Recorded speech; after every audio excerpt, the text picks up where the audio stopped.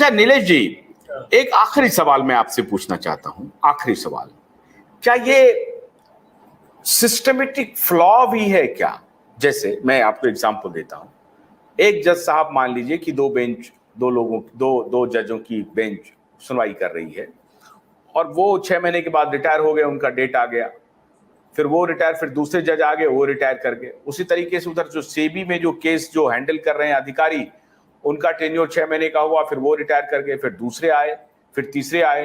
एवं प्रकार से ये फाइल जो है अधिकारियों और जजों के रिटायर और इसी में उलझा रहा, और पूरा हमारा जो निवेशक है जिनकी चिंता होनी चाहिए व्यवस्था को, सिस्टम को, वो नहीं कर पाया। ये सिस्टमेटिक फ्लॉ है? बिल्कुल नहीं है। मैं ऐसा कोई बेनिफिट ऑफ डाउट बिल्कुल नहीं दूंगा।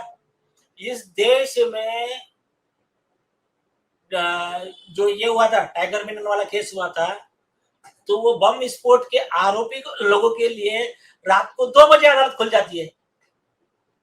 अर्नब गोस्वामी के लिए आज रात को केस फाइल होता है, कल सुबह कोर्ट पे आता है, माननीय चंद्रचूड़ साहब तुरंत उनको बोलता है अभी का तुरंत बेल पे रिला करो, बाकी का मेन जजमेंट मैं बाद में दूंगा। तो और उसमें ये लिखा जाता है कि किसी भी व्यक्ति के पर्सनल लिबर्टी का अगर विषय आएगा तो जज ने अपने हाथ का काम छोड़ के पहले उसको डिसाइड करना चाहिए। ये लॉ है, एक्चुअली लॉ है। और अर्नब गोस्वामी के लिए तो स्पेसिफिक ऑर्डर में लिख दिया सुप्रीम कोर्ट ने। अब यहां पर 13 करोड़ निवेशकों के लाइफ एंड लिबर्टी का सवाल है, 12 लाख एम्प्लॉय के लाइफ एंड लिबर्टी का सवाल है। यहाँ पर खुद सुब्रत राय सयारा उनके डायरेक्टर जेल में है, हर मिनट का हर आवर का उनका डिटेंशन इलीगल है, रॉन्गफुल कन्फाइनमेंट है, इनके फंडामेंटल राइट का वायलेशन नहीं हो रहा है क्या? तो ऐसे कंडीशन में सब काम छोड़कर सुप्रीम कोर्ट ने पहले ये काम लेना चाहिए। कोई एक्सक्यूज नहीं है किसी के पास ये मैटर को डिले करने के लिए। और जिन्होंने अपने पद पर रहते हुए न्याय देने का जो शपथ खा करके बैठे थे, उन्होंने अन्याय किया है, तो उन्हें जेल जाना चाहिए? बिल्कुल जाना चाहिए। अगर नहीं जाएंगे तो ये अन्याय होगा। ये इस पे बहुत सही वर्डिंग्स है सुप्रीम कोर्ट के भी। Mercy to the criminal is injustice to the victim. अगर किसी क्रिमिनल के साथ आप मर्सी करोगे तो आप ये विक्टिम के साथ अन्याय कर रहे हो। एक दूसरी चीज, ये समाज कोई भी क्रिमिनल को माफ करना एफोर्ड नहीं कर सकता है। मनोहर लाल वर्सेस विनेश आनंद में सुप्रीम कोर्ट ने कहा है। तो अभी मुझे इतना बताइए कि evil tolerated is evil propagated, ये भजन लाल में सुप्रीम कोर्ट कहता है।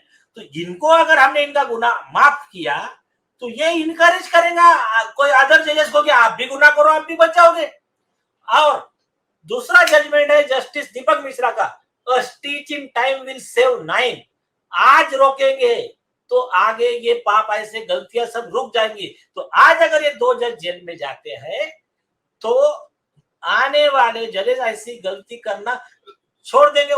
देखो, करप्शन तो छूटने वाला है नहीं, जब तक दुनिया रहेगी करप्शन चलता रहेगा। जस्टिस चेलमेश्वर साहब ने बहुत सही वर्ड लिखा है जज के खिलाफ स्ट्रिक्चर पास करते समय सुप्रीम कोर्ट में कि एब्सोल्यूट पावर करप्ट्स एब्सोल्यूटली।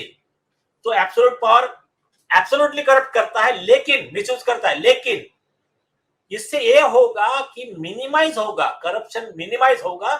पहले जो नहीं तो क्या होगा, खुलेआम हो जाएगा। फिर तो गरीबों को न्याय मिलना ही बंद हो जाएगा। फिर तो करप्ट जजेस के मुंह को खुद लग जाएगा, वो बोलेंगे जहां पैसा मिल रहा है हम वही काम करेंगे। तो ये रोकने के लिए जहां भी गलती मिली वहां जज पे कार्रवाई जरूरी है। मैं और एक बार कहता हूं, देखिए हमारे सुप्रीम कोर्ट ने कई बार वेद, गीता, उपनिषद, सब मनु संहिता इसको कोट कर करके जजमेंट दिए। जहीरा शेख में अन्याय कर रहे हैं, लेकिन स्टार्ट का जजमेंट का प्यारा क्या लिखा है जस्टिस हरीश पसायत ने, मनु संहिता में लिखा है, उनका कोट किया क्या कि अगर किसी जज के सामने कोई गुनाह होता है और जज वो गुनाह करने से नहीं रोकता है तो उसका 1/4 पाप उस जज को लगता है। ये सुप्रीम कोर्ट का लॉ हो गया अभी। अब ये दूसरे के लिए जब बोला गया, ये अभी आप एक गौर करो, एक सुप्रीम कोर्ट का जज अगर गलती करेगा तो महाभारत, तो उसका इम्पैक्ट इस देश के करोड़ों जनता पे पड़ेगा। आपको महाभारत का अगर किस्सा याद है, जब इनकी परीक्षा ली गई थी युधिष्ठिर की, तो उनके पास 4 लोग लाए थे एक ही टाइप का गुनाह करने वाले, चारों पे गुनाह था मर्डर का। एक था, उन्होंने बोला कि एक है शूद्र, एक है वैश्य, एक है क्षत्रिय और एक है ब्राह्मण। तो इन्होंने उसको सब, शूद्र को कम सजा, वैश्य को ज्यादा सजा, क्षत्रिय को थोड़ा ज्यादा सजा, और कहा सबसे ज्यादा सजा ब्राह्मण को। क्यों? क्योंकि ये इतना विद्वान होते हुए भी इसने इतना गुनाह किया। तो उसी तरह इस देश की जो भी हाईएस्ट सजा है, वो हाईएस्ट सजा कॉमन मैन को जितनी मिलनी चाहिए, उससे सबसे ज्यादा सजा जज को मिलनी चाहिए, और सबसे ज्यादा सजा सुप्रीम कोर्ट के जज को मिलनी चाहिए। उन्होंने ये हमारे कॉन्स्टिट्यूशन का, संविधान का अपमान किया है। माननीय राष्ट्रपति ने जो उनको शपथ दिलवाई थी, ये उसके साथ में फ्रॉड किया है, उसका अपमान किया है। और इन्होंने जो हमने विश्वास डाला था उन पे, और हमारे से सैलरी लिए, हमारी टैक्स पेयर की पूरी facility, salary, chief justice of India बन के बैठे रहे। तो इनके खिलाफ तो जितना ज्यादा हो सकते हो सजा होनी चाहिए। और एक मेरी डिमांड है, इनकी पूरी सैलरी, पूरा फैसिलिटी वो वापस लेनी चाहिए, उसका भी प्रोसीडिंग करना चाहिए। ये जब होगा तभी आने वाले लोग, जैसा बोलते हैं अगला गिरा पिछला होशियार, तो पिछले वाले जो करप्ट या ऐसे माइंड के जो जजेस होंगे, उनके दलाल होंगे या जो भी होंगे, वो सुधर जाएंगे और आम आदमी को, सामान्य जनता को न्याय मिलना शुरू हो जाएगा। और तभी जो हमारे लॉ मेकर्स ने, अच्छे लोगों ने, हमारे जो बाबा साहब अम्बेडकर से लेके जो भी लोगों ने इस मतलब पुण्य भूमि का, अच्छे न्यायपूर्ण राम राज्य का सपना देखा था, वो सपना पूरा होगा।